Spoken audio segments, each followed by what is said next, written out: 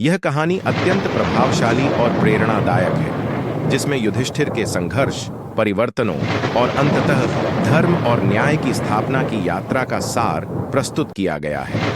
यह एक नई शुरुआत को दर्शाती है, जिसमें युद्ध के बाद शांति, ज्ञान और सेवा का मार्ग प्रशस्त किया गया। ऋषिगढ़ के जाने के बाद युधिष्ठिर कुछ क्षण वहीं खड़े रहे।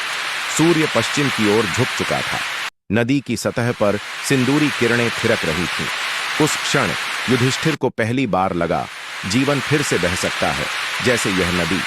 वापसी के रास्ते उन्होंने एक निर्णय लिया। अब केवल शासन नहीं, राष्ट्र का पुनर्निर्माण करना है। अगली सुबह युधिष्ठिर ने सभा बुलवाई। भीम, अर्जुन, नकुल, सहदेव और विदुर भी उपस्थित थे। सभा में पहली बार युधिष्ठिर ने युद्ध के बाद की सबसे महत्वपूर्ण घोषणा की। अब हस्तिनापुर केवल साम्राज्य नहीं, एक आश्रम होगा, जहां न्याय, शिक्षा और सेवा को सबसे ऊपर रखा जाएगा। हम केवल राज्य नहीं चलाएंगे, हम पुनः धर्म का आदर्श स्थापित करेंगे। सभा में सन्नाटा छा गया। फिर धीरे धीरे सहमति की गूंज उठने लगी। उस दिन से हस्तिनापुर में कई परिवर्तन हुए। युद्ध के अनाथ बच्चों के लिए गुरुकुलों की स्थापना हुई। विधवाओं के लिए स्वावलंबन केंद्र बने।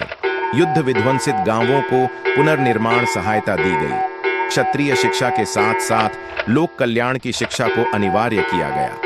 एक दिन जब युधिष्ठिर नगर भ्रमण पर थे, उन्होंने देखा एक छोटा बालक एक वृक्ष के नीचे बैठा कागज पर कुछ लिख रहा है।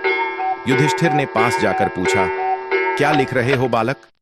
बालक ने मुस्कुराते हुए उत्तर दिया, एक नई कहानी, जिसमें राजा युद्ध नहीं, ज्ञान के लिए प्रसिद्ध होगा।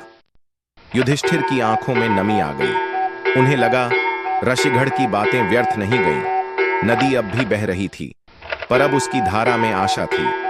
यह शुरुआत थी उस युग की, जिसे लोग धर्म और न्याय के स्वर्णकाल के नाम से जानने लगे।